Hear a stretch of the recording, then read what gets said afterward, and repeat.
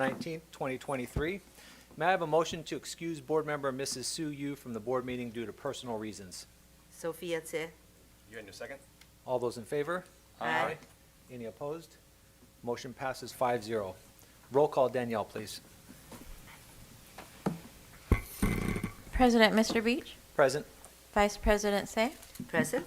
Clerk Mr. Nishii, Present. Board Member Dr. Eugenio, Here. Board Member Mr. Noyola, Here. Board Member Dr. Rios. Thank you. And I will say, Danielle, that Dr. Rios did contact me. She's running a little bit late. She should be here in closed session.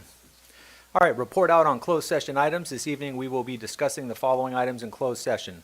Public employee discipline, dismissal, release, evaluation, one matter. Conference with labor negotiator, updates on negotiations with ABCFT, AFSCME, and CSEA. Public employee appointment, one matter. Conference with real property negotiator, potential long-term rental of a district facility.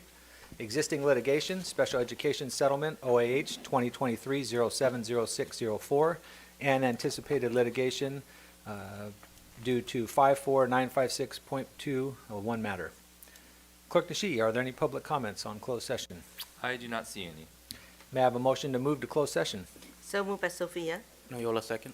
All those in favor? Aye. Motion passes 5-0.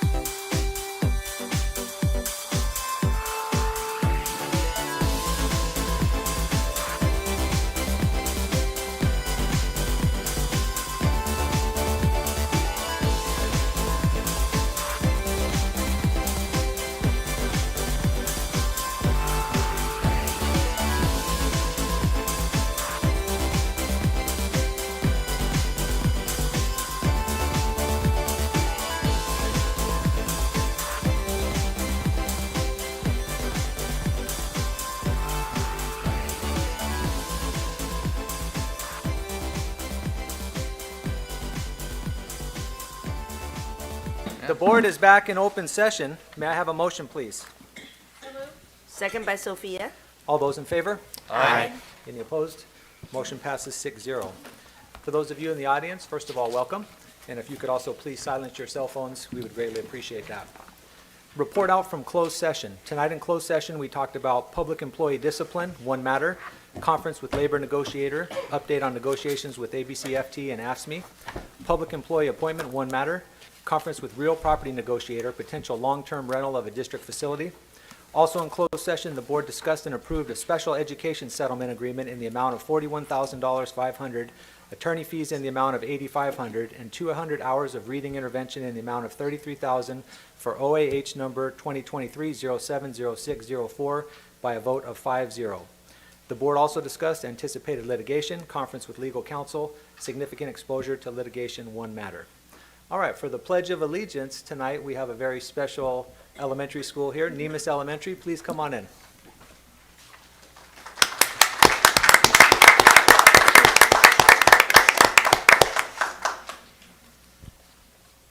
Hi, my name is Jessica. Please stand for the Pledge of Allegiance. Please remain standing as we lead the pledge in English, then in Spanish. Put your right hand over your heart. Ready? Begin. I pledge allegiance to the flag of the United States of America and to the republic for which it stands, one nation, under God, indivisible, with liberty and justice for all. Ahora en español. Jura lealtad a la bandera de los Estados Unidos de América y a la república que representa una nación bajo Dios, indivisible, libertad y justicia para todos. Good evening, President Beach, Vice President Say, Clerk Nishii, Honorable Board Members, Superintendent Dr. Zitlo, Cabinet members, and ABC community. My name is Elias, and I am a 6th grade student at Nemus Environmental Science and Technology Magnet School. My classmates and I are excited to be here this evening to represent Nemus. Accompanying us this evening is our student council member, teacher, Ms. Forsyth, our assistant principal, Ms. Valencia, and our principal, Ms. Durant. Jessica will now share some more exciting events at Nemus with you. With events happening throughout the year, there's never a dull moment at Nemus. Every Friday, we kick off our day with our Roar Rally, where we celebrate our school-wide expectations, responsibility, outstanding effort, active learning, and respect. We also have larger events at Nemus, such as the Fall Festival in October, our Environmental Festival, and the Science Fair. Next, my classmates will tell you about the dual immersion program at Nemus. Hello, my name is Emma Godinez, and I'm a 6th grade student in the Nemus Dual Immersion Program, where we learn to understand, speak, read, and write in Spanish and English. Being bilingual allows me to communicate with my dad's side of the family and be more connected to the culture. Hola, mi nombre es Emma Godinez y soy estudiante de 6º grado en el programa de inmersión dual, donde aprendemos a entender, hablar, leer y escribir español e inglés. Ser bilingüe me permite comunicarme con la familia de mi papá y estar más conectada con la cultura. Hello, my name is Emma Yu, and I am a 6th grader in the Dual Immersion program at Nemus. Being bilingual is valuable to me because it will help me in my career and it will help me be able to talk to more people. Hola, soy Emma Yu y también estoy en el programa de doble inmersión en Nemus. Ser bilingüe puede ayudarme a agarrar más trabajo y hablar con más personas. Hi, my name is Xavier, and I'm a dual immersion student at Nemus.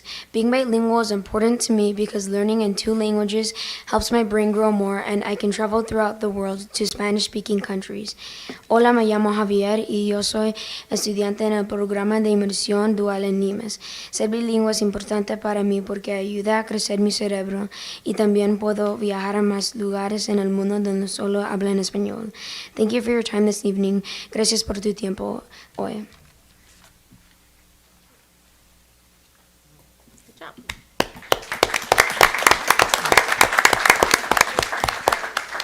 All right, at this time, I'd like any parents of these fine young students to please stand and be recognized.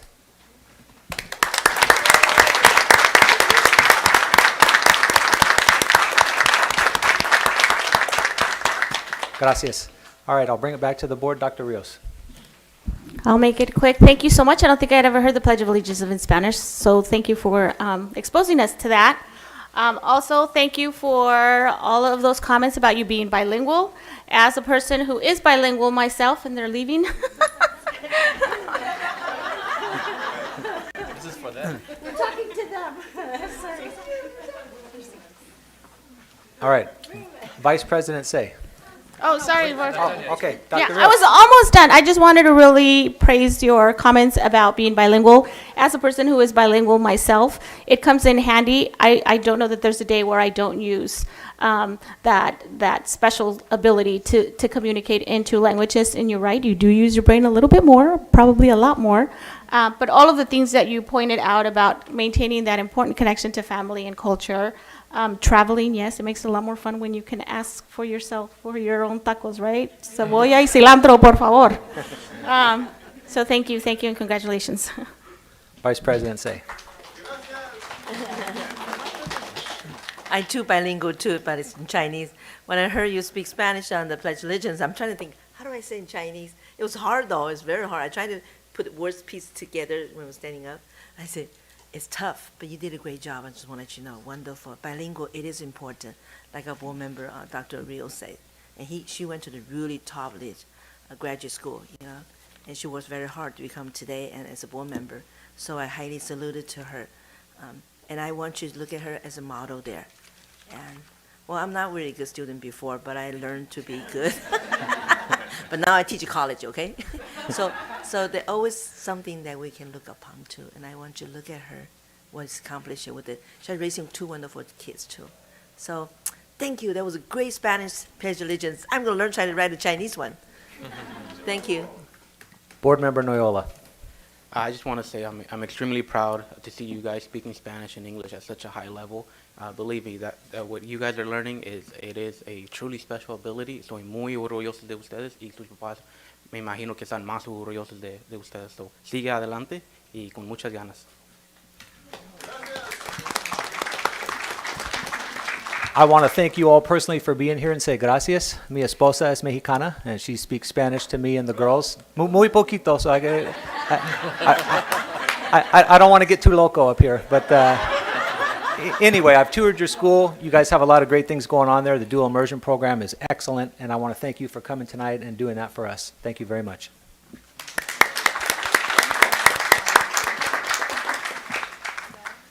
Okay, at this time, we'll move on to presentations and recognitions. I'll turn it over to Dr. Zitlo. Well, good evening, everyone. We're very excited this evening to introduce a couple of new people to our school community, filling some really critical roles and spaces for us in the work that we do with our students every day. And so I'm going to start by introducing our new Campus Safety and Security Officer, Mr. Daniel Ornelas. Mr. Ornelas comes to us with lots of experience.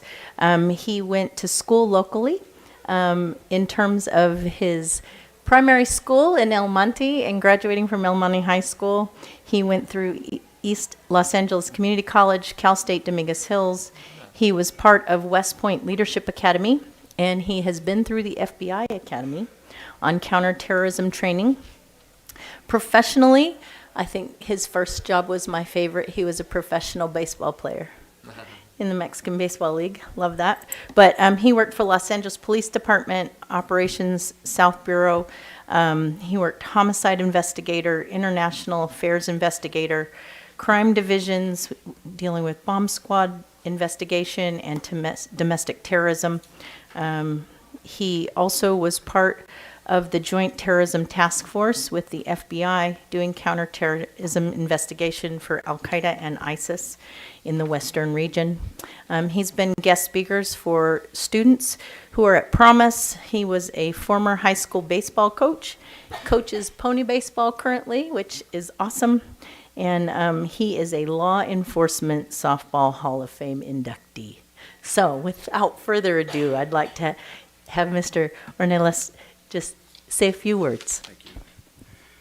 Good evening, President Beach, Vice President Say, Clerk Nishi, honorable board members, Superintendent Zitlo, Superintendent's Cabinet, and community.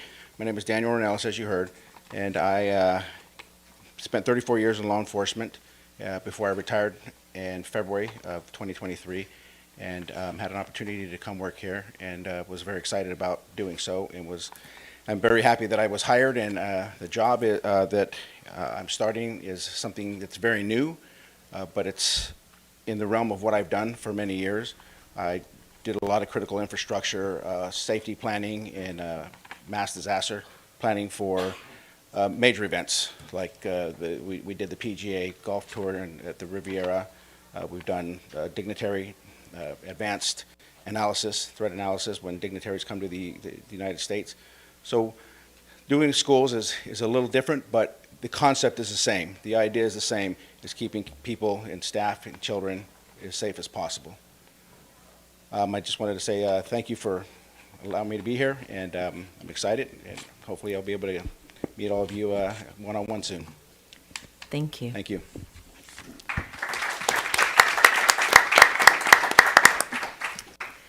Our second introduction this evening is our new equity officer, and it's Mr. Blaine Watson. Blaine comes to us also with a lot of great experience. He did his undergraduate work at the University of San Diego in both communications as well as a Spanish language and literature degree. He was master's degree from Cal State Northridge, where he did educational leadership and policy studies. He's done a lot of coursework at USC for his doctorate, and I think that's still on the burner somewhere in process. He started as a teacher, teaching AP Spanish language and literature, English as a second language. He was a high school baseball and football coach. He's been an assistant principal at Hawthorne High and Santa Monica High Schools. He did work in child welfare and attendance as a coordinator, and he's been a high school principal at Dominguez High School as well as Locke High School. Previously he came to us out of the Senior Director of Secondary School Transformation in LAUSD, dealing with their partnership for LA schools, and we're very thankful he's here with us. A lot of background in just doing work in other areas.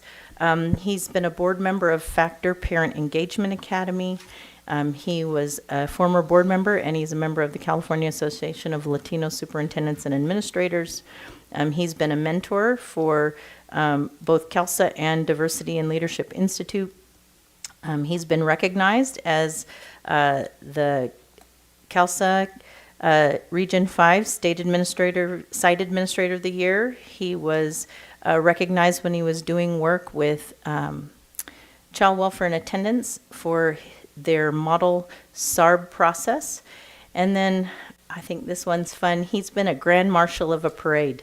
He was the Grand Marshal for the Confederación Centroamérica celebrations, and he was recognized for being a distinguished citizen, dedicating time to educating Central American students, being a civic example, and serving Los Angeles.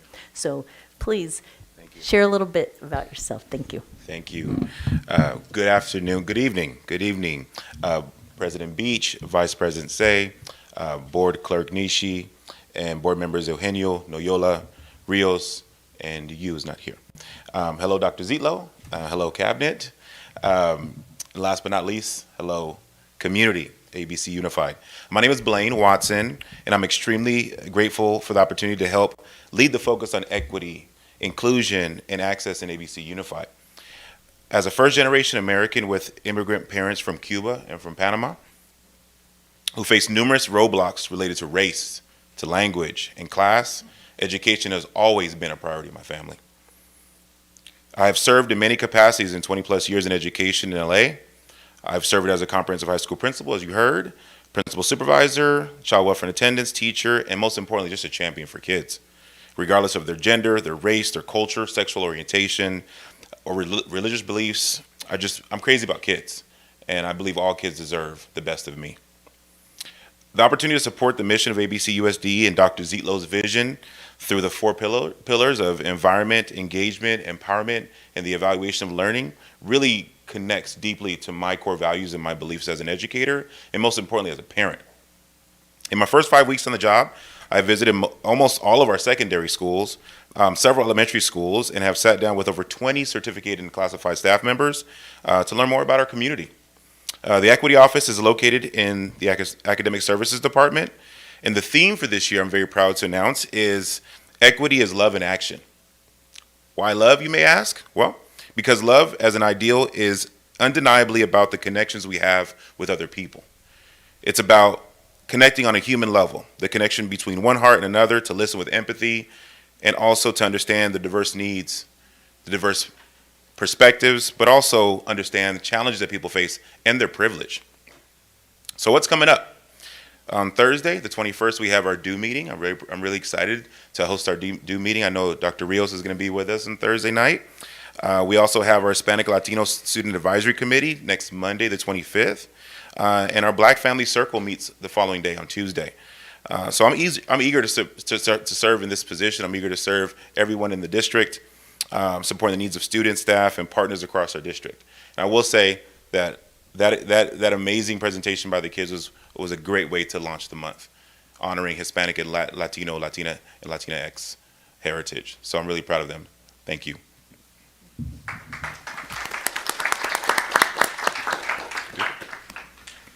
Okay. Mr. Watson, Mr. Ornelas, I want to welcome you both to the district. Thank you very much. Thank you very much. Dr. Rios. Thank you. Thank you both. Welcome both of you to our district.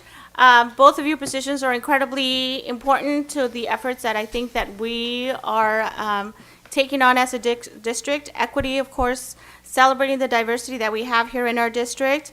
And I'm excited with you joining the team to support our efforts to improve our issues of equity and ultimately bring about better outcomes for all of our students. Safety is probably the most pressing issue that we have facing education right now. I think violence in our schools is the most significant challenge to us, I think, as a board member, to educators, and, especially as a parent. We want to know that our kids are going to be safe at school. So I hope that both of you can even work together to improve those efforts and really put things in place that are preventative, because when we end up dealing with issues of violence after the fact, it's too late. So hopefully we can have serious discussions and deep discussions about improving, again, both our equity and our safety.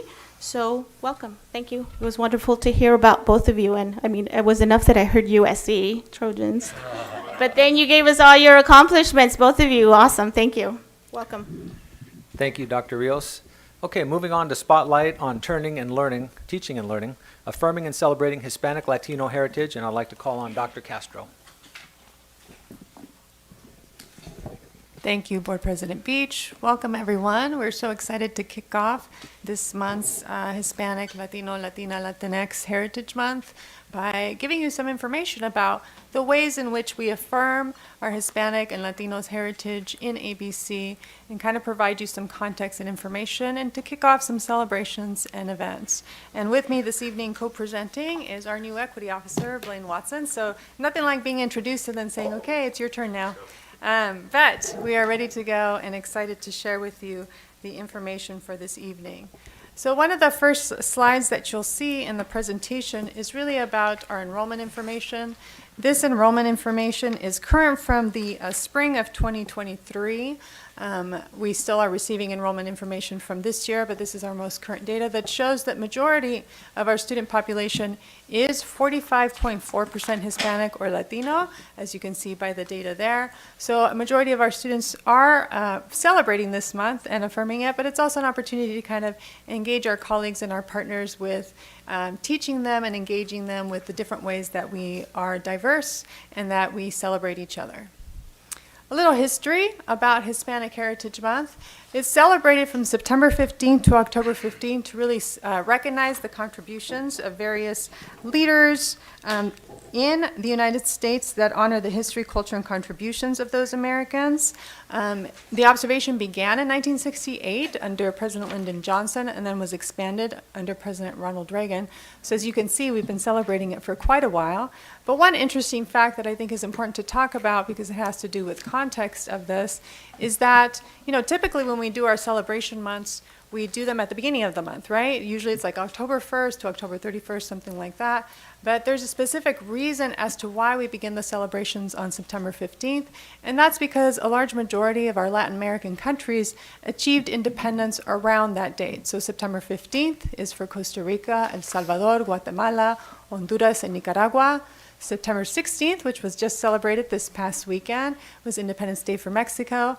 And September 18th, which was on Monday, was Independence Day for Chile, which is my home country, which I was happy to celebrate with my colleagues, Fiestas Patrias, which I brought some few treats from my home country, alfajores, ojitos, and empanadas that we were able to celebrate and enjoy. And they learned a little bit more about my home culture and why I'm proud to be Hispanic or Latina.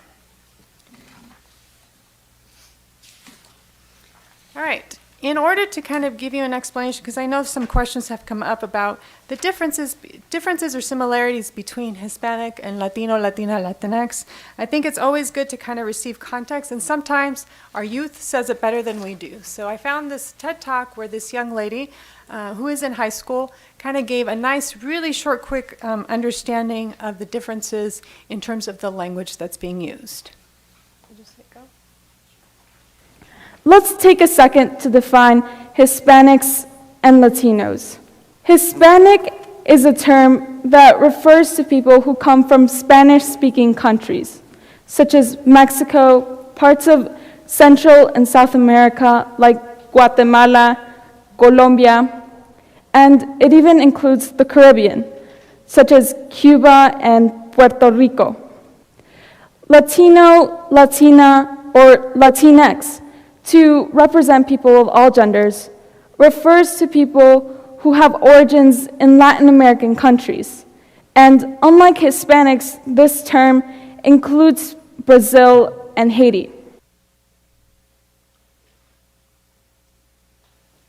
So this Venn diagram just kind of reinforces what the young lady explained in the video, which is Hispanic. You can see there's a number of countries that speak Spanish, and that refers specifically to language. And Latinos and Latinas can be more than just language. It also has to do with culture and geography. And so many of our countries in South America, although they do not speak Spanish, like in Brazil, they speak Portuguese, that they do celebrate the Latino culture because they have some of the similar traditions and similarities in that sense.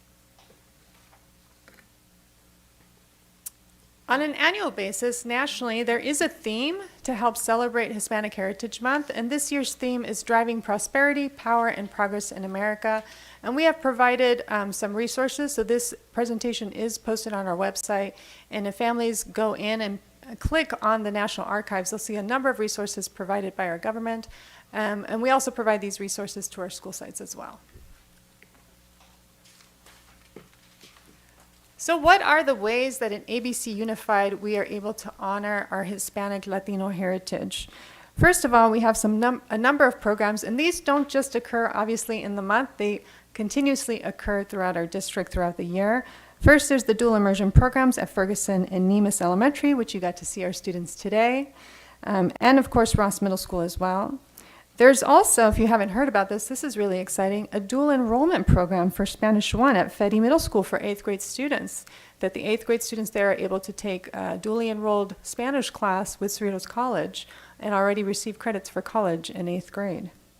There's also VAPA offerings such as Folklorico and Mariachi, and you saw some of those approvals come through earlier this year in August, so we're excited to have them back and celebrate with us sometime soon. And then student leadership, there's various club events and family nights, and the image you see here is a picture from our very own Gar High School, who's represented in the house tonight, and their Dia de los Muertos celebration. We have asked schools to share with us the ways that they celebrate Hispanic Latino Heritage Month, and so you can see a sprinkling here of some of our school sites that have responded. At Burbank Elementary, students celebrate by listening to Spanish songs from various countries. At Gonzalez, during their art rotation that's funded by Prop 28, students will learn and study about various artists. At Tesloff Middle School, the students will build an ofrenda for Dia de los Muertos, and it'll be displayed for viewing during lunchtime. At FEDI, the staff creates video essays to talk about what it means to them to celebrate their Hispanic, Latino, Latina, Latinx heritage and shares that with students. And then at Whitney High School, we have the ALAS, which is their associated body of Latin American students, and their La Sociedad, which is their Spanish club. They collaborate to kick off a series of celebrations and events such as Loteria at lunchtime. Okay, thank you, Dr. Castro. Can you hear me? Oh, is it on? It's on? I pushed it. It's on. Okay, perfect. Okay, thank you. We're going to continue to talk about how we in ABC Unified value and support our educational partners who are Hispanic and Latino, Latina, and Latinx. ABCUSD values our community's cultural diversity and what I want to say cultural wealth. And there's evidence of that, right? An honoring voice. So there's several groups that we have on campus. Sorry, think about the school. There's several groups that we have across the district, such as our Hispanic Latino Family Circle, the District English Language Advisory Council, or DLAC, the District Diversity, Unity and Equity Committee, or the DO, and also our Migrant Education Parent Liaisons. And I mentioned this idea of cultural wealth, which you'll hear me talk about a little bit more as we proceed in this conversation. But just to define what cultural wealth is, in her model of community cultural wealth, Dr.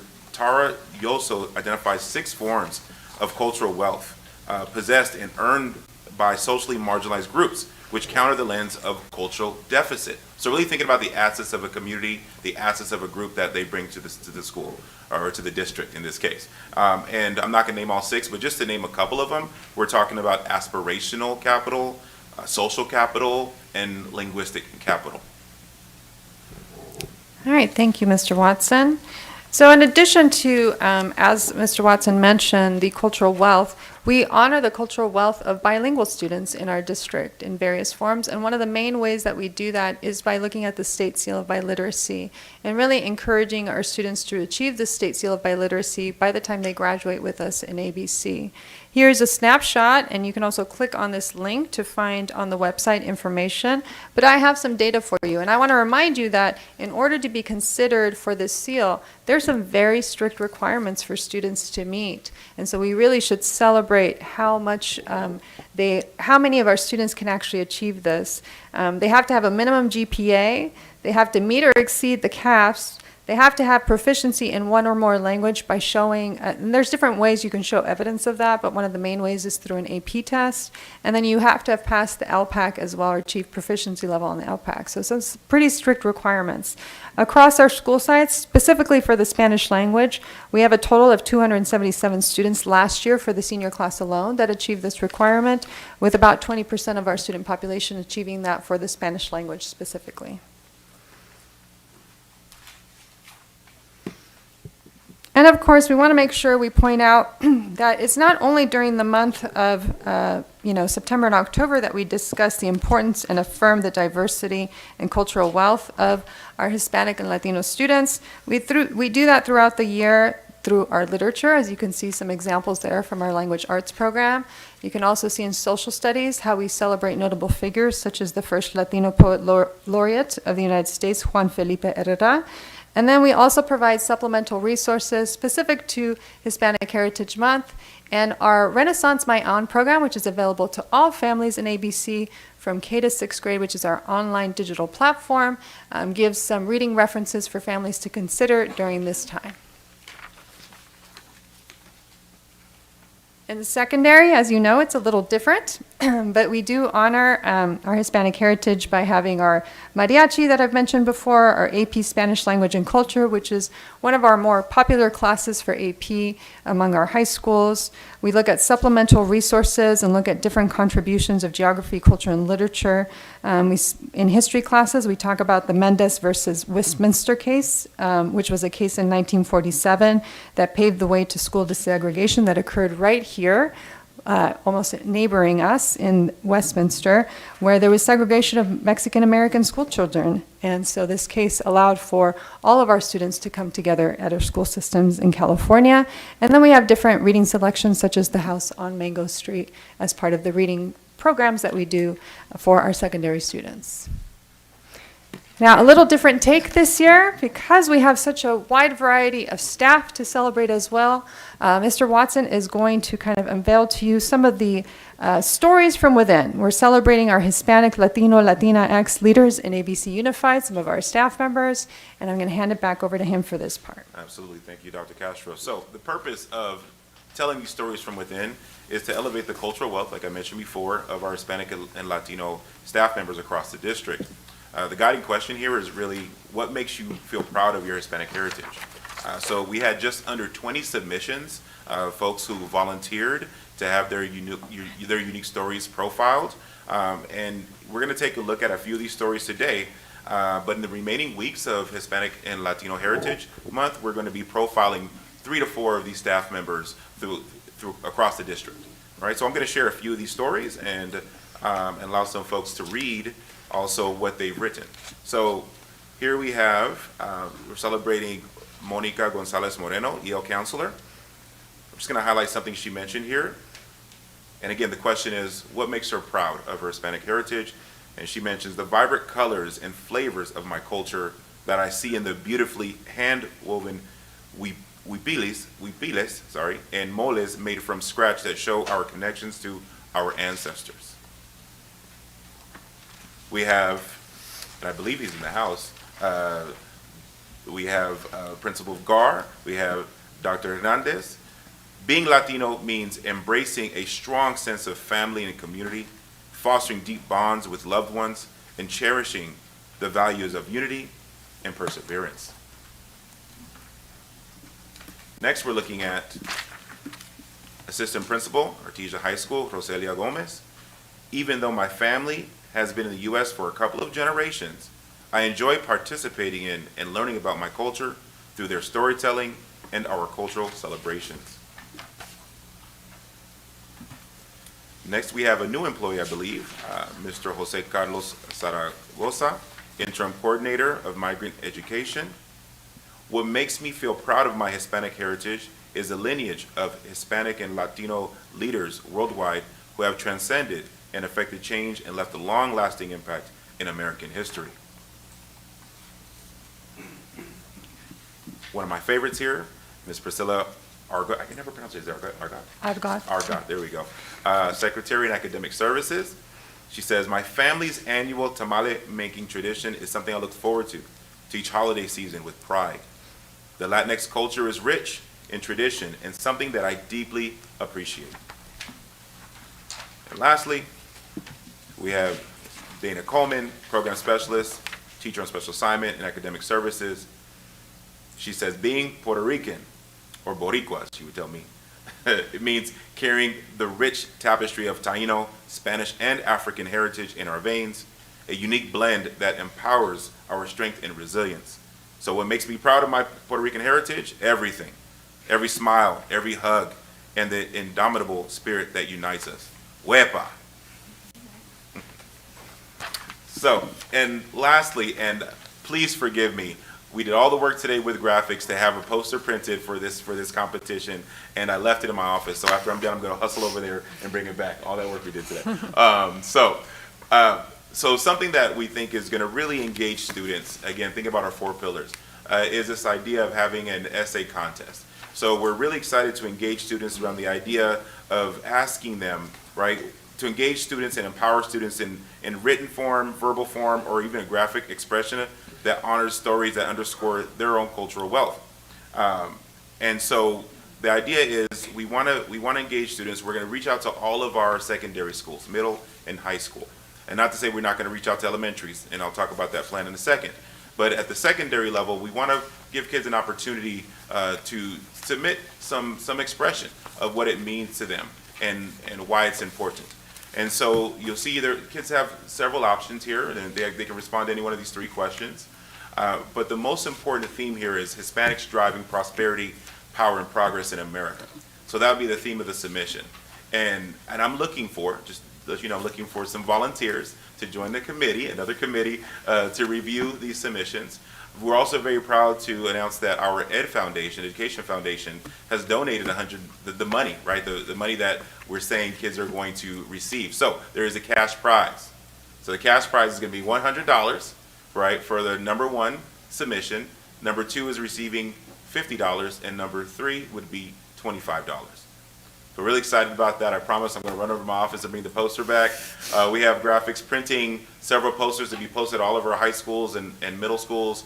And then also I'm going to be asking principals to work with teachers to allow this assignment. There we go. Thank you. Look at that. Teamwork. It makes the dream work. I love it. Here you go.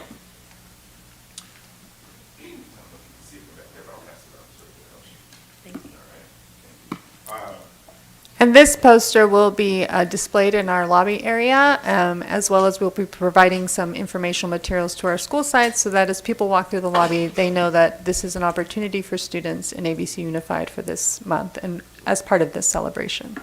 And just to finish the thought, so the idea would be to reach out to principals and asking, they work with teachers to give students academic credit for the work they're going to be doing on their essays. All right? Thank you very much. Thank you, and we'll open up the floor to any questions or comments at this time. Any board comments? Dr. Rios. Feels like I have a lot to say today. Okay, bear with me. So I love this. I love that we do this every chance we get to celebrate the diversity that we have here within our district. I know what a difference it made in my life to learn to appreciate, to acknowledge, to appreciate, and then to celebrate my Mexicanness. It really helped me in 3 ways. It helped me really reach as high as I could go in school. As my fellow board member alluded, I have a master's degree from Harvard.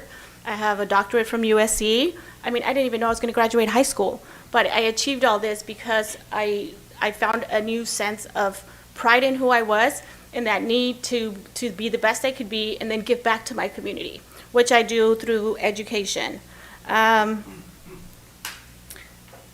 The other thing that it allowed me to do is to appreciate who I am and appreciate the struggles of other ethnic groups in our country and to join in their struggles. And so I think that's why taking time to celebrate this, again, it makes our world a better place. Because if you learn to appreciate who you are, then you're going to have a really hard time not allowing other people that space and that voice to celebrate who they are. And so thank you. Thank you for taking the time. I think it was a beautiful presentation. So yay. Happy Hispanic Heritage, or as I like to say, Latino Heritage Month. Thank you. Thank you, Dr. Rios. Dr. Castro, Mr. Watson, thank you very much for the wonderful presentation. We appreciate it. Okay, moving on to approval of the agenda. May I have a motion to approve the agenda for the regular meeting of September 19, 2023? So moved by Sophia. Second. All those in favor? Aye. Any opposed? Motion passes 6-0. Approval of the minutes. May I have a motion to approve the minutes of the regular meeting of September 5, 2023? Motion approved, Eugenio. Noyola, second. All those in favor? Aye. Abstain. 1 abstention. Any opposed? Motion passes 5-0-1. Board of Education President's Report. I'd like to start tonight with a written statement about what happened at our last board meeting. We, the board, have received feedback from the community about some comments that were made at our last meeting. I want the community to know that the board, like everyone who comes to share public comments, has the right to free speech under the First Amendment to the United States Constitution, and this was confirmed by our legal counsel. Having said that, I want to remind my colleagues that we are here to serve the students, families, and staff of the ABC Unified School District, and our reports are agendized item and are subject to the Brown Act. Per our agenda, our report should remain focused on visits to school sites, conferences attended, or scheduled meetings that relate to the business of the ABC Unified School District. I appreciate your attention and cooperation in making sure we remain focused on what ABC does best, provide excellent educational opportunities to everyone who attends our schools. In my humble opinion, it is our duty as board members to provide the best public education that we can to all students. Thank you. All right, now on to my board report. We shot videos, 30 schools in 30 weeks at Ross, Artesia, and Gar High School. I did that yesterday. I met with the ABCFT Union President, Ray Gear. I want to thank him for his time. I met with our new board member, Mr. Noyola. Got to learn a little bit about him and his vision for the district. Thank you for taking my meeting. I attended Carver Clusters, which is a really cool thing that they do. Have a bunch of different events the kids can pick and learn different things that they're interested in. And I also attended, please don't boo me, the Cerritos High School homecoming game. It was their first win in 10 years at a homecoming game. So I got grief from my brother and my friends because I'm a gladiator and I was wearing a Cerritos Don hat. But as president, I do have to represent all of the schools, okay? We have 3 gladiators on the dais, Mr. Noyola, Mr. Yenyo, and myself. So we love all the blue and gold in the audience tonight, and I can't wait for your report. Okay, next we'll have Superintendent's report, Dr. Zietlow. Thank you. It's been a busy time since we last met. On September 7th, we met in our Leadership Academy with all of our principals and our directors, focusing on instructional leadership and the 4 pillars. That same evening, I went to back to school night at Melbourne Elementary. On September 11th, I was able to visit Nutrition Services Central Kitchen and see the work being done, packing and preparing our food for our students. And that afternoon, met with the PAL Council with our AFT partners to talk about our PAL retreat that's happening this week on Thursday. On September 12th, I was able to visit the Artesia Children's Center. I participated that evening in the ribbon cutting for the Cerritos High School Student Media Center, which is a wonderful space for students, as well as attended the back to school night for Cerritos High School. On September 13th, I did one of my half-day visits and spent my day at Artesia High School, going into every classroom and seeing students and staff engaged in the teaching and learning process. And that evening, I was able to go to the report card night for Artesia High School. September 14th, I gave a presentation to the Cerritos Optimist Club, just sharing where we are as a district, the strength of our district, and an update on just some of the things that have been happening with Measure BB. That evening, I was at the back to school night for Tetzlaff Middle School.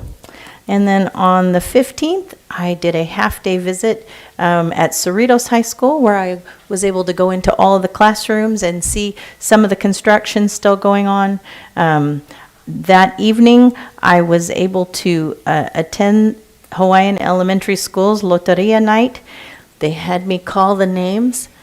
They say I did okay, but we'll see. They may not ask me to call them again next year. And then I was able to also attend the homecoming game for Cerritos High School. On the 18th, Monday, I was able to visit our Burbank Clinic and see the space where we're able to help our families get their vaccines right away so they can start school. And that afternoon, I attended the very first ABC Unified Girls Flag Football game at Gar High School. We lost by just that much, but it was fun to see flag football happening, and the young ladies playing had a great time. My final item is I was notified today, and we were given an announcement from the Department of Education that Carver Elementary School is being named as a National Blue Ribbon School for exemplary high-performing schools. So Carver is our first Title I elementary school to be named a National Blue Ribbon School, and so we're very excited, and we'll be celebrating them at our next meeting. And that's all for today. Thank you, Dr. Zietlow. At this time, we'll move on to student board representatives from Gar High School. Take it away, please.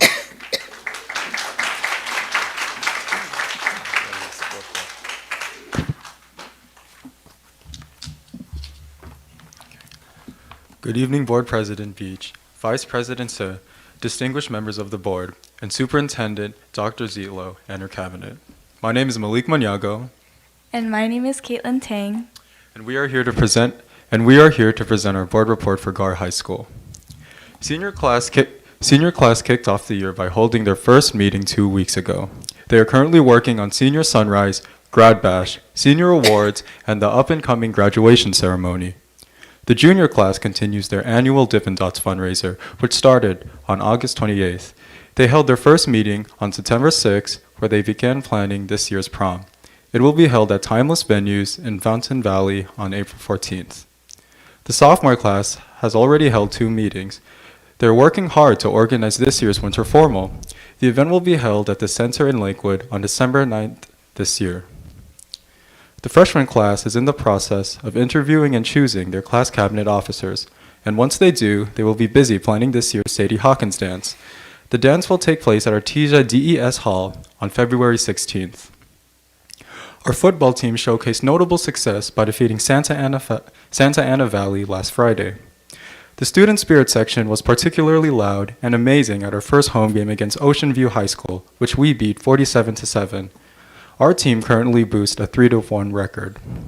Girls volleyball also has a winning record of 12-7. They have been really busy playing in tournaments the last couple of weekends and actually placed 5th in the gold division. Our girls golf team has been bringing home the gold as well.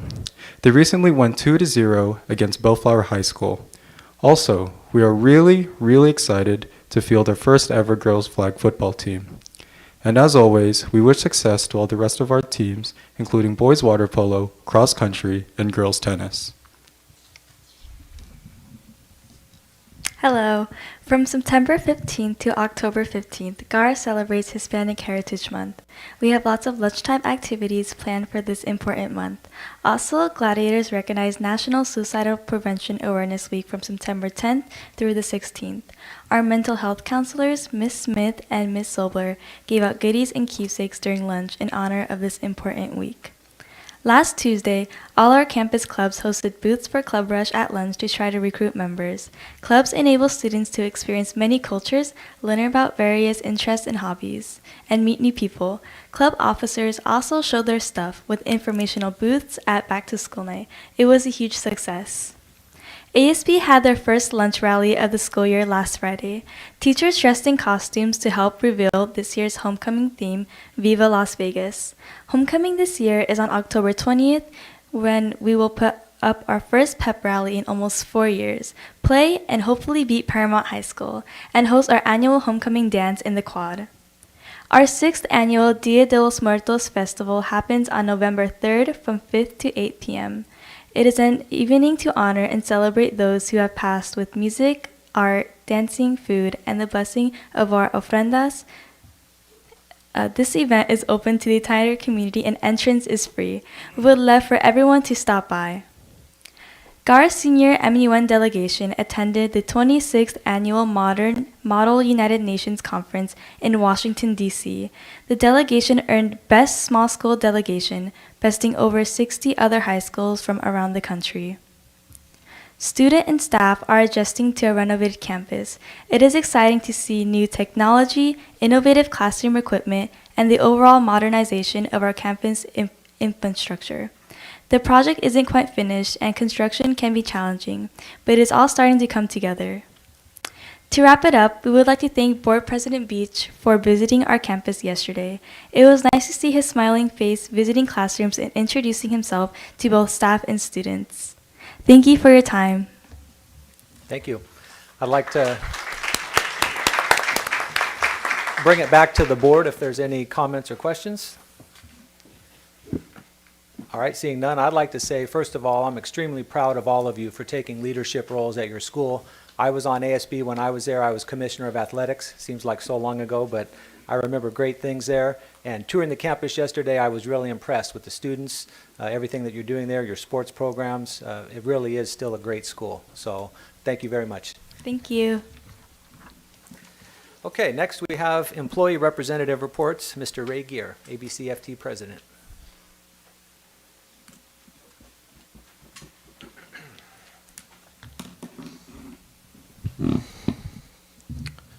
Good evening, President Beach, board trustees, superintendents, Dr. Zietlow, administrative cabinet, teachers, students, thank you for being here, and the community. First off, I just want to say, Dr. Rios, thank you for what you said. I'm Hispanic Latino. My mom was the youngest of 14, so I have lots of cousins. And she was the first of her family to get a higher degree and became a teacher. And it's probably why I became a teacher. So what you said were really powerful words, and I can't say thank you enough for saying those words. So I do this report because we're working, it's to show you what we're doing as a union, working within the district. Our working conditions are the learning conditions of the students. And it takes a strong union, it takes a strong administration, a strong community, and strong students that have the desire to learn for us to be successful. First off, I want to thank the board for the statement that you made about what happened a couple weeks ago at the board meeting. And I think that the big story of 2 weeks ago was buried on page 6 of the newspaper. And I know that Mr. Beach tried to highlight it that night, and I'm just going to go over it because I think it's really important. It's about how great schools, public schools are in ABC, and how we did in comparison to all the other schools and districts across the country. So this is from U.S. News and World Reports, and they looked at 1,500 schools within California, but the big number is 25,000 schools nationwide. It's 25,000 schools nationwide. Whitney was number 2 in the state of California, number 17 in the country out of 25,000 schools. Cerritos High School, 68 in California, 467 nationally. That means there are 24,500 other schools that didn't do as well as Cerritos. Same thing with GAR. GAR came 261st in the state, but 1,768 nationally. So that puts them in the top 5%. Artesia High School, 845 in the state, 6,045 nationwide. That puts them in the top 25% of all schools in this nation. 25,000 schools, and we have 4 comprehensive high schools in the top quartile. It's amazing work, right? And that takes strong educational players. I love your comments in here. It said 4 ABC comprehensive schools were ranked in the top half of 673 high schools in LA County. So we rank some of the highest schools in LA County. And these rankings come and go, but the impact of teachers and staff and students lasts a lifetime. I just thought this was a wonderful article that was buried on page 6. It should have been page 1, especially for this community. And let's not forget our middle schools. We have 4 national schools to watch out of almost 13,000 schools. It's huge. There's only 600 of those national schools to watch in the country. I'm sorry, and it's 13,000 middle schools. So again, we're in the top quartile for what we do. And who feeds them? It's our top elementary schools. We have top elementary schools, top students, top teachers, top administrators, top board, cabinet. It takes the team. So I just wanted to make sure that that was highlighted and not lost within all the comments and stuff we've seen. One voice is not all of us. That being said, I'm going to talk about adult school right now because I visited adult school for their back to school. They had a nice carnival. I see Nancy, the principal out there. Thank you for inviting us and making us feel welcome. I came back. Okay, so last year I went and I got a haircut and I challenged the board to go get a haircut. Well, that's kind of a challenge for Mr. Beach and I. So I thought this time I'm going to do something different. And I got my first ever facial today. What that is for you who have never experienced one, you sit and somebody touches your face for an hour. It was interesting and relaxing and challenging. But now I know what my wife is doing when she says, I'm going to go to the spa, right? I also got a manicure, which I've never had either. And I challenge any of you on the board to go and experience this. They need the public to go there so they can learn and grow by cutting your hair and by doing these manicures and doing the facials. They're open Monday through Thursday, 10 to 2. And it's cheap and good. And it was a great experience. And so this is, ABC has one of the largest adult school programs in the state of California. And I just wanted to draw attention to it. It's a wonderful program. They have a waiting list of people that want to get into our cosmetology. They do 1,000 hours. They have 5 modules and really nice people, great stories. And I challenge you to go get a manicure or a facial. Good. All right. Have a good night. We'll go. Hey, Ray, before you go, I was wondering why you were glowing. Your face, your skin looks so good, man. I might have to go over there. It doesn't grow hair, though. Clerk Nishi. Yes, I will take up that thing. I actually went. I got a facial as well. And a haircut. I don't know if I'm a best example of that, but yes, it is very relaxing and it is a great thing to do. It's a lot of fun. They're very good students. They're very, you train them extremely well for a great career that they're going to have. So thank you very much. And everybody else, it's a little secret. Go do it. It's fun. That's it. Vice President Say. Yeah, I had a manicure done. I'll go back. It's cheap too. All right, now we'll move on to public comments. Clerk Nishi. Yes, persons wishing to address the board should fill out a card located at the table at the door and place it on the silver tin. Speakers will call it in sequence during the public comment section, which is limited to 1 hour and each speaker to 1 presentation of 5 minutes, unless the board wishes to waive the time limit.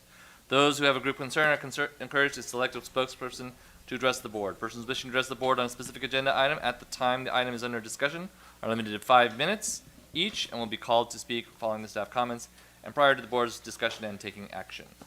Adverse remarks about a person's race, ancestry, ethnic group, identification, religion, color, national origin, sex, sexual orientation, gender, mental or physical disability, or age may not be made.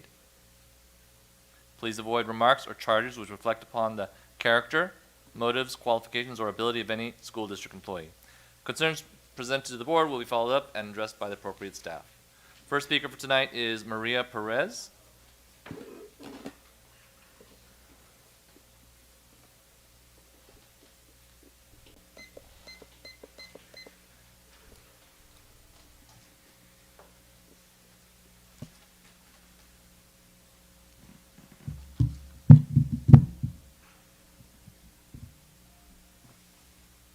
Good evening, esteemed members of the board. My name is Maria Perez, a parent and staff member at Gar High School. I'm here this evening to express my concerns.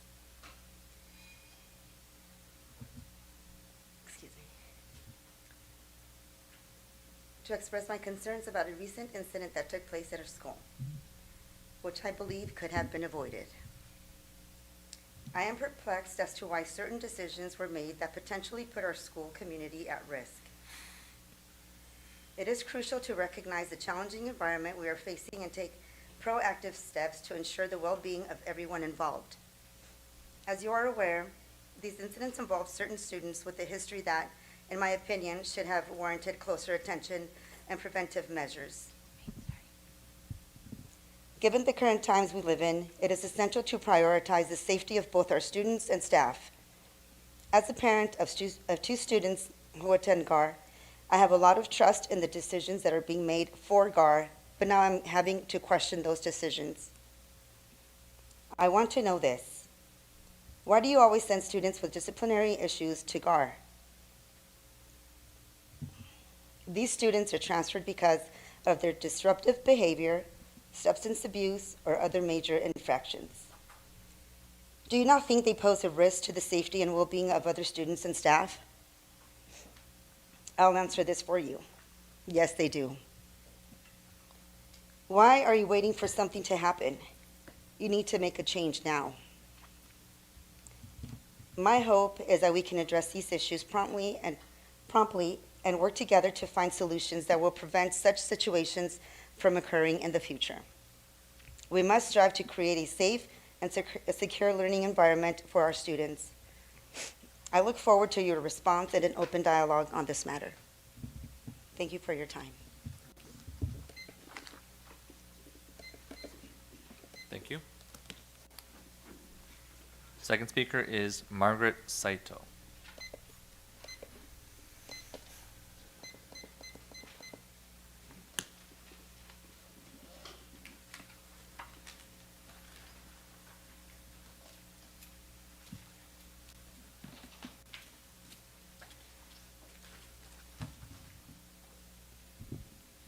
Chairman Beach, members of the board, members of the community, my name is Margaret Saito and I'm a community member.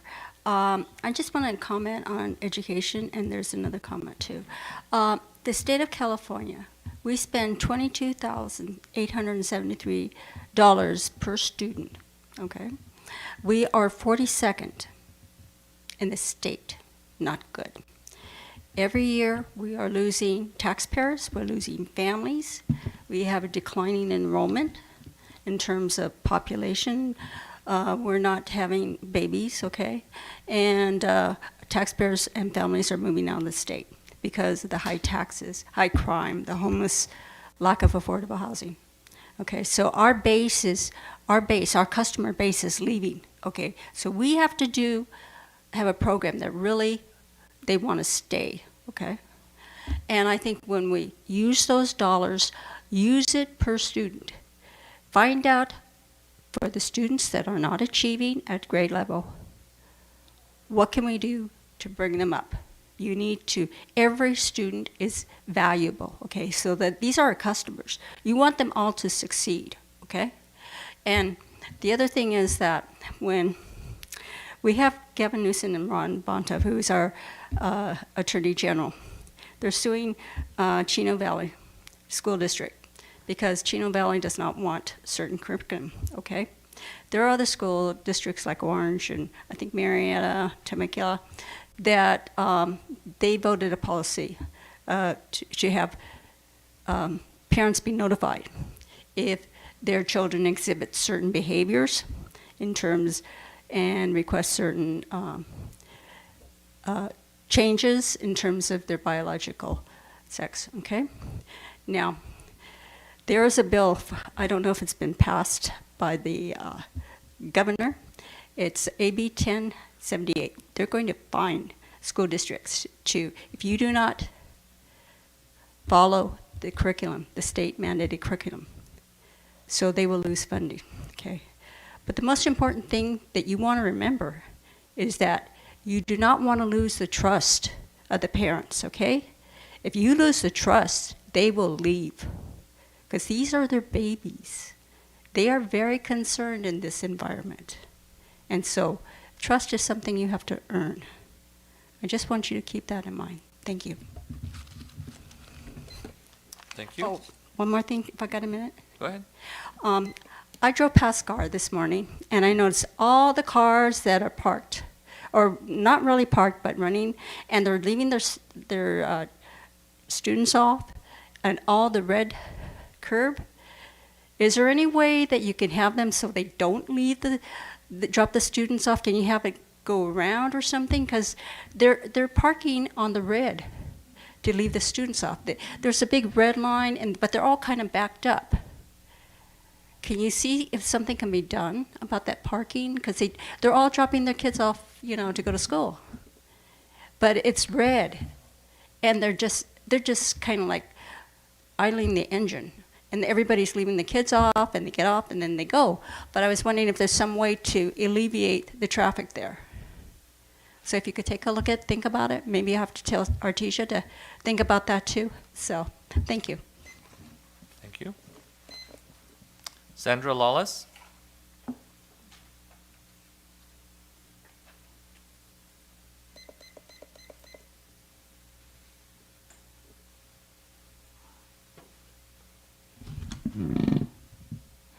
I want to thank Mr. Beach for his comments that he made, for clarifying what happened at the last board meeting and what limits the board members should have of what their presentation is. I thank you for that. and I thank you for letting me come up and speak to you. I also wanted to thank Dr. Rios about the comments that she made last board meeting after the presentation by Mrs. Yu. I am a community member. I started working here at ABC School District in 1980, which dates me. When I decided that I was ready to have children, I bought a home in Cerritos. I knew the caliber of the district. I wanted to be a part of it. I supported it myself with 38 years, and I'm now retired. I saw the last board meeting on video because it is available for us to watch. And what I heard an elected official suggest that she did at the last meeting, I was very dismayed. And that she would have a potential monetary motive to suggest what she did, I find very, very disturbing. This is a conflict of interest. And I feel that the voting families of the school district that reside within the school district should be made aware of this fact. As Mr. Gear pointed out, our ratings continue to be very, very good. Yes, there's always room for improvement. We know that. But there's a lot to be recommended. And I know so many families that move to ABC specifically because of their school district. And the area, trustee area number 2, that Suyu is officiates over, or whatever it is called, I don't know the exact terms, has one of the leading high schools in all of the state and the country, which is Whitney. And I suggest that other parents consider their voices and vote at our next board election to make sure that our people who we're entrusting our school district to have the best interests of our students. Thank you. Thank you. There are no other board comments. Okay, thank you, Clerk Nishii. We'll move on to the consent calendar. May I have a motion to approve the consent calendar? So moved by Sophia. Is there anyone who wishes to remove any item to be considered separately or ask any questions before we vote? Seeing none, all those in favor? Aye. Aye. Any opposed? Motion passes 6-0. Action items, 1.2A. May I have a motion to adopt Resolution 2305, National Hispanic Heritage Month for September 15 through October 15, 2023? So moved. Second. Okay, at this time, I'd like to call on Dr. Rios to start the reading of our resolution. Thank you, President Beach. Resolution 23-05, National Hispanic Heritage Month. Whereas the ABC Unified School District celebrates America's rich Hispanic history and culture with National Hispanic Heritage Month. The Hispanic Latinx population in the ABC Unified School District is 45.36%, and whereas National Hispanic Heritage Month was approved Public Law 90-498 in 1968 by the United States Congress, and in 1988, Congress extended the celebration from September 15th to October 15th, celebrating the anniversary of independence of 5 Latin American countries: Costa Rica, El Salvador, Guatemala, Honduras, and Nicaragua. Mexico, Chile, and Belize also celebrate their independence days during this period. Columbus Day in Mexico, Dia de la Raza, is on October 12th, and Whereas during National Hispanic Heritage Month, the ABC Unified School District celebrates the continent's contribution of more than 62 million Hispanic Americans to our culture and society. Hispanic Americans are the largest minority group in the United States today, and generations of Hispanic Americans have consistently helped make our country strong and prosperous. And Whereas the Hispanic American community has left an indelible mark on our government, culture, and economy, and whereas National Hispanic Heritage Month celebrates the accomplishments of Hispanic Americans who have enriched our culture and society. Hispanic American men and women embody the American values of devotion to faith, family, and hard work, and patriotism through their countless contributions as leaders, innovators, entrepreneurs, and members of the armed forces. Now, therefore, be it resolved that the Board of Education of the ABC Unified School District celebrates National Hispanic Heritage Month from September 15 through October 15, 2023. Clerk Nishi, are there any public comments? I do not see any. Okay, passed and adopted this 19th day of September 2023 by the following vote. All those in favor? Aye. Aye. Any opposed? Motion passes 6-0. Yeah, that's worth a clap. All right. Item 1.3A, may I have a motion to approve revised Administrative Regulation 4341.1, Management Confidential Compensation Committee? Dr. Frazier. Thank you, Mr. Beach. All right, before you go, may I have So a motion, moved, please? so moved by Sophia. Noyola second. Okay, Dr. Frazier. Thank you. We're just bringing forward the item as presented. Okay. Clerk Nishi, any public comment? I do not see any. Any board discussion? All those in favor? Aye. Any opposed? Motion passes 6-0. Board member reports on visit to schools, conferences attended, or meetings scheduled. First, we have Dr. Eugenio. thank you, Mr. President. On Tuesday, September 12th, I attended Cerritos High School's Back to School Night. I was able to sit in on the Life Program Academy's curriculum presentation. I'd like to thank Ms. Parker Gooden, Ms. Yulberg, and Ms. Leahy for the thorough presentation. That's all I have, Mr. President. May God bless you all and keep you well. Thank you, sir. Board member Noyola.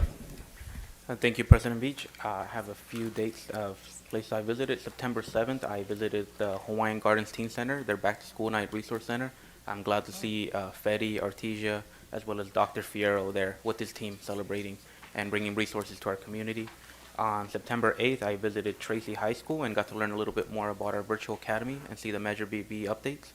On September 13th, I attended the report card night where I ran into Dr. Zitlo, and we had a fun time and also had some grilled cheeses. And also that same day, I attended the ABC Adult School Open House. I learned a little bit about our Bridges program and also our cosmetology program. So I will also be taking you up, Ray, and getting a haircut, most likely a facial too now. September 14th, I visited both Tracy and Fetty Back to School Nights. September 15th, I visited the Community Family Guidance Center and met with Mr. Bill Cinco to talk about, mental health in our youth and the challenges that we face and how we can work together. And some community updates for Hawaiian Gardens. Our mini and youth basketball signups have begun, so if anybody from Hawaiian Gardens would like to sign up, and also non-residents can sign up. Our Teen Center Leeware Game Room are open every day from 3 to 7 p.m., so if you guys have children age elementary and high school age, we can drop them off at 3 p.m., and they have after-school care, homework help, and tutors there available. And last but not least, this Saturday is the Hawaiian Garden Street Fair, so 8 a.m. to 2 p.m., and that is all. Thank you. Thank you, sir. Vice President Say. Thank you, President. Well, September 12th, I went to Cerritos High School on grand opening on their new media and / library center. When I went there, the building was so beautiful, and that all because the BB measure and people support. One of my church sisters say, "Hey, I went to that place. It's so beautiful." I said, "Yeah, I told you." They were against, but they're really happy because they see the money is really spending on our children. That makes difference. And I tell you, that place really, bring the kids up to date when they read the transition, have them moving from Cerritos, from high school to the university is really good. Let them to learn what does the outside look like. So they won't get the culture shock. So on the same time, I went to Cerritos High School Back to School Night, and then after that, I rushed to the Gar High School because Gar High School is my only high school I cover. So I went to visit, and I want to thank you, gentlemen, made it impossible to be possible. Let me park the place illegally and watch for me. I want to thank you so much. It was really great, and attending that, I did spoke to a couple teachers there, and they told me about a lot of projects ongoing now. The gym's going to do it, and then they're going to, the storyboard's gonna be ready for the baseball people, and then gonna working on the sand volleyball. And that's one of the highlight for me. I like it because there's things I've been pushing, and finally, it's getting going on there. I want to thank you, Gar High School teacher and principal. I know he left already. Thank you for you work hard and make difference to our student and our teacher. Thank you. Then also September 16th, I went to Chinese Senior Club, and every year I goes there, and then people talk, how's your school? How's our adult school? And I want to thank you again for adult school program. It is true though, because I had the pedicure done, but normally I have really short nails, but they really trying to working hard. But anyway, it was a good program. I think I'll go back again since Ray got it done over there, so I want to see what the facial is about. Because normally when I go outside cost me facial, $120, so I will see how our adult school, I know it's way too much, but I'm going to give it a try next time. Thank you, Ray, though. That's my end report. Thank you, President. Thank you. Clerk Nishi. Thank you, Mr. President. Yes, I got to attend the Cerritos ribbon cutting. That's an amazing place, right? So I really want to thank the community, the people who may not ever get to grace those doors, but who decided to invest in our kids. You know, it's a long term. It's hard to really think, what is this going to look like? It just means money out of my pocket today. But the reality is that every dollar that you put into education, you get back fivefold. In your property values, in terms of safety, you don't want to combat crime, you help the kids. And the kids, those students, those future scientists will know that they were valued. They will see the quality of what we put there.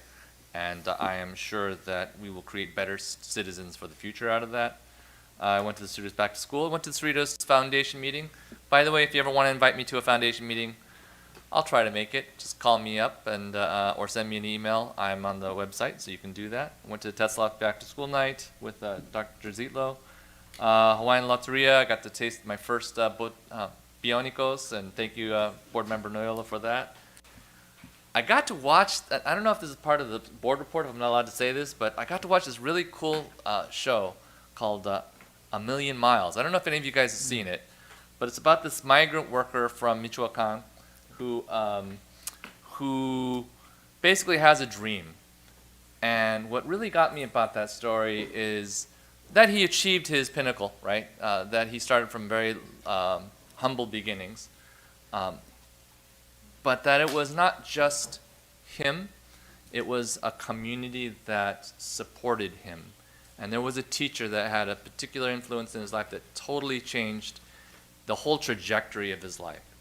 A teacher in public schools, and it's those specific situations that I think are important that come from public schools. We labor under many, many challenges, right? There are many people telling us what to do. They think they can teach better than the teachers. Even us as board members, we don't have a specific degree, except we have a couple here.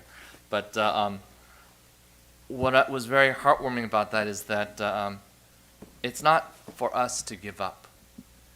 Our job is to say, we have these challenges, but like that migrant farm worker, our job is to keep fighting, to keep having the hope that we can fight through economically, fight through society, fight through everything to make ourselves a better community.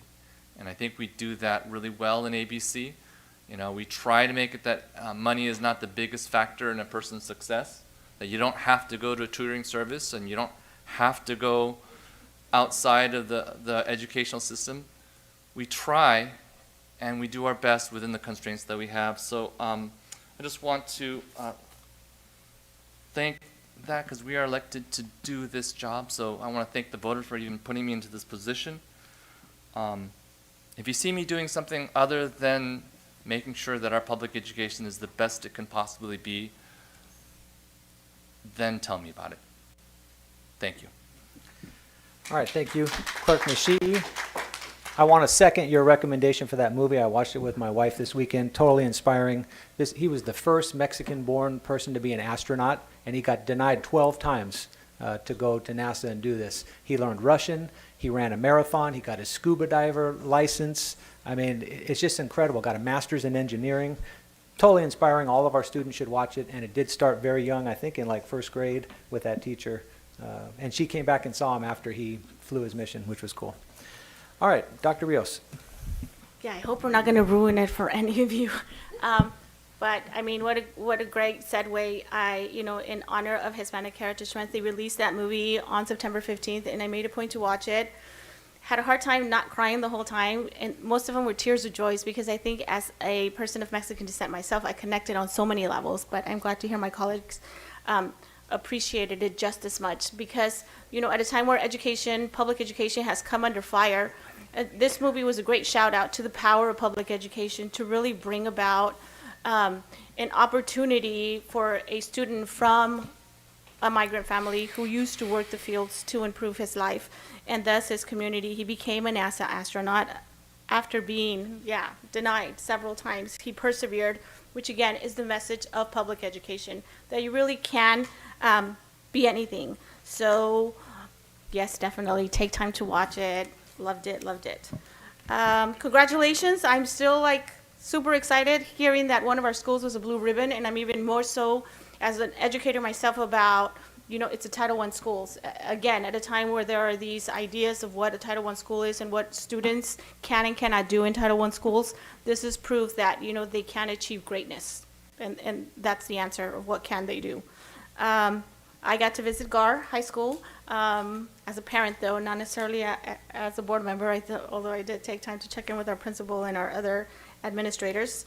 Something else I want to highlight is Attendance Awareness Month. September is Attendance Awareness Month, and I know that our schools, we talked a lot about what's going on, and engagement is a big part of that. And so again, I'm glad that we're talking about issues of equity, that we're talking about issues of safety, because it is important to have our kids attend every day, and that it's a safe place for them to do so.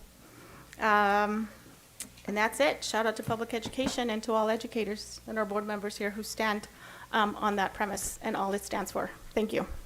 Thank you, Dr. Rios. All right, announcements. Next regular board meeting, Tuesday, October 3rd at 7 p.m. Committee meetings, Diversity, Unity, Equity will be September 21 at 6 p.m. Finance and Audit, Board Advisory Committee, September 21, 6 p.m. Legislative Policy Board Advisory Committee, September 27, 6:30. And Strategic Planning is September 28 at 6 p.m. Important dates, looks like it's Attendance Awareness Month. We can't say enough about that. Get your kids to school, please. And second public comment section, Clerk Nishi. I do not see any. All right, adjournment. May I have a motion to adjourn in the memory of former ABCUSD employee Harold Holchover and ABC Day of Remembrance presenter Min Tuan. Dr. Zietlow. Thank you.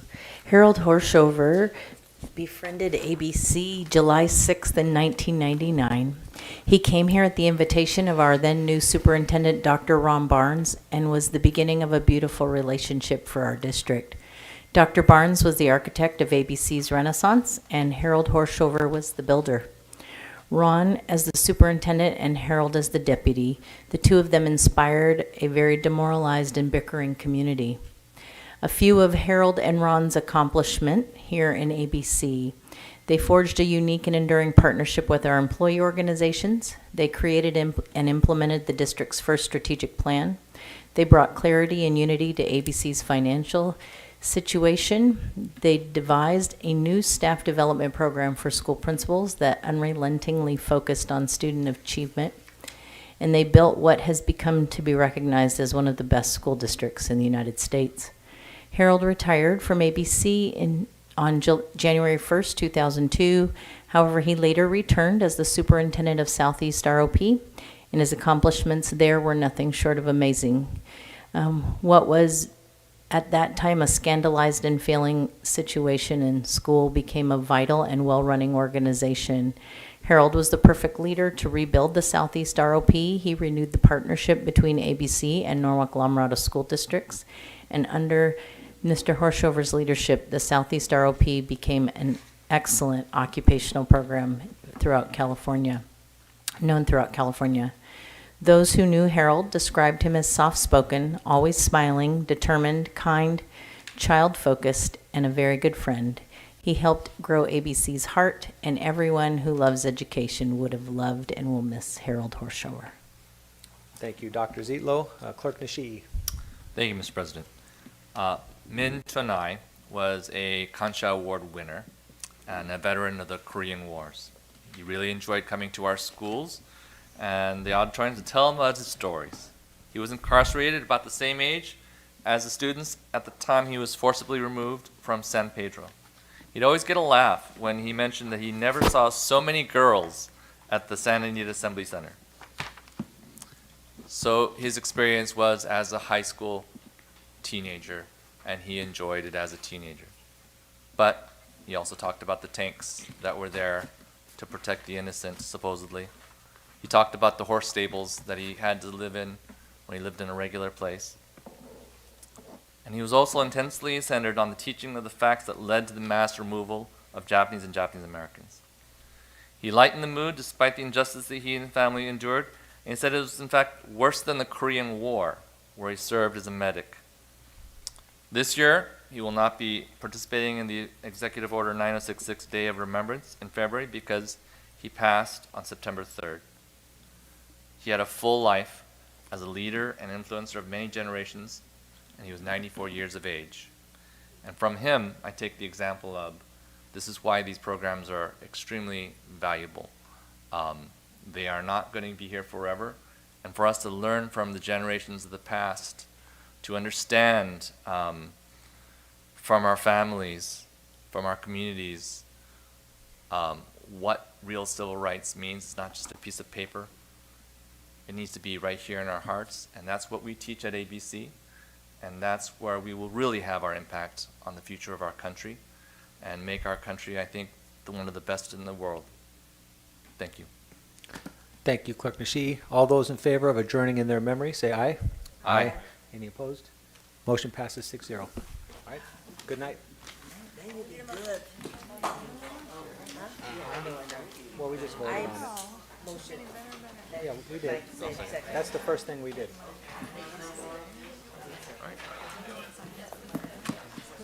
So the other one was